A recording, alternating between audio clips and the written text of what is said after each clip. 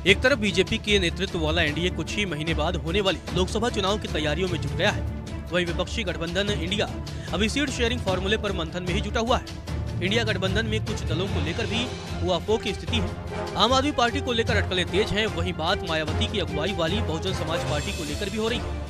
दरअसल इंडिया गठबंधन की दिल्ली में हुई बैठक में अखिलेश यादव ने बसपा के साथ गठबंधन को लेकर कांग्रेस की बातचीत पर तीखे सवाल पूछे थे। अखिलेश यादव ने बसपा की एंट्री पर इंडिया गठबंधन से सपा के बाहर निकलने तक की बात कह दी थी। आरएलडी के जयंत चौधरी ने भी दो टूक कह दिया था कि बसपा को गठबंधन में लिया गया तो हम बाहर निकल जाएंगे।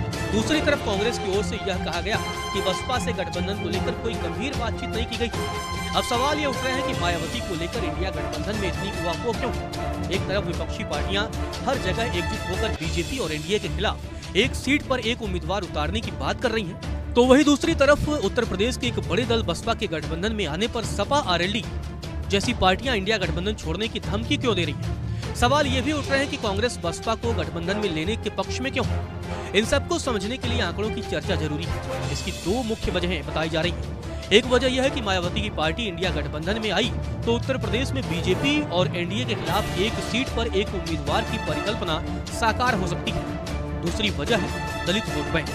यूपी में मायावती की पार्टी दलित वोट बैंक का प्रतिनिधित्व करती रही है। सूबे में दलित आबादी करीब 21% है और मायावती की पार्टी का प्रदर्शन सीटों के लिहाज से भले ही हाल के चुनाव में बेहतर नहीं रहा हो, लेकिन बसपा का वोट बैंक 20% के आसपास बना रहा। बसपा तब भी 20% के करीब वोट शेयर मेंटेन रखने में सफल रही है, जब पार्टी यूपी में खाता तक नहीं खोल सकी थी। साल 2014 के लोकसभा चुनाव में बसपा का खाता तक नहीं खुल सका था, लेकिन पार्टी को तब भी 19.8% वोट मिले थे।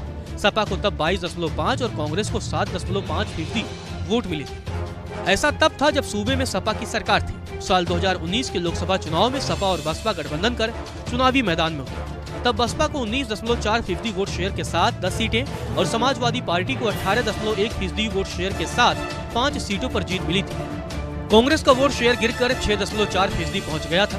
कांग्रेस की कोशिशों पर सपा और आरएलडी ने ब्रेक लगा दिया है। अब सवाल ये उठ रहे हैं कि बसपा के गठबंधन में आने से आखिर सपा आरएलडी का क्या नुकसान है, जो ये मायावती की पार्टी को साथ लाने के खिलाफ है? इसकी जड़ में सीटों का मसला है और 2019 के चुनाव में गठबंधन का अनुभव बताया जा रहा है। 2019 के चुनाव में सपा बसपा साथ लड़े, लेकिन शर्तें मायावती की ही चली थी। बसपा ने 38 और समाजवादी पार्टी ने 37 सीटों पर चुनाव लड़ा।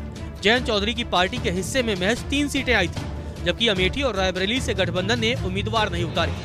लोकसभा चुनाव में उत्तर प्रदेश की लोकसभा सीटों पर सीधा मुकाबला देखने को मिलता है या त्रिकोणीय, इसका जवाब तो वक्त देगा। लेकिन फिलहाल बसपा की एंट्री के मुद्दे पर कांग्रेस और सपा आरएलडी की दो राय जरूर सामने आ चुकी है। अब एक तरफ एक सीट पर एक उम्मीदवार की परिकल्पना को साकार रूप देने की सोच है, तो दूसरी तरफ सपा आरएलडी की अपनी चिंताएं। सपा की चिंता यह भी है कि बसपा अगर गठबंधन के सहारे मजबूत मौजूदगी दर्ज कराने में सफल हो जाती है तो यूपी में उसकी पीडीए पॉलिटिक्स के लिए ठीक नहीं होगा। ऐसे में देखना दिलचस्प होगा कि इंडिया गठबंधन इस उहापोह वाली स्थिति से कैसे निकलता है। मायावती की पार्टी के लिए एंट्री गेट खुलेगा या एंट्री से पहले ही एग्जिट द्वार।